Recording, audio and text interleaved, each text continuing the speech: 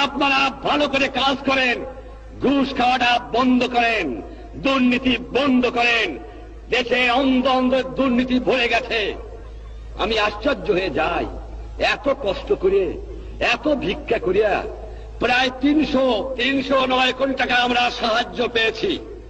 দুনিয়ার থেকে 309 কোটি টাকা সাহায্য, 167 কোটি টাকা আমি লোন করে আনছি, যা দিয়ে বাংলার মানুষকে বাঁচাতে চেষ্টা করেছি। 1 আনার বৈদেশিক মুদ্রা আমাদের হাতে আমরা পাই নাই 7 কোটি লোকের জন্য। কোথেকে আমি দেব?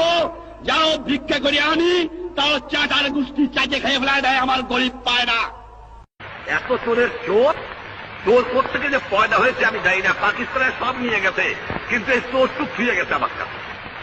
এই চোর নিয়ে গেলে আমি বাঁচতাম, কিছু দালাল গেছে, কিন্তু চোর গেলে বাঁচা যাবে।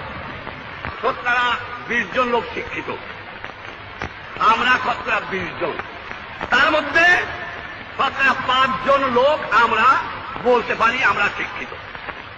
আজকে একটা কথা প্রশ্ন আমার, এই যে দুর্নীতির কথা বললাম, আমার কৃষক দুর্নীতিবাজ না, আমার শ্রমিক না,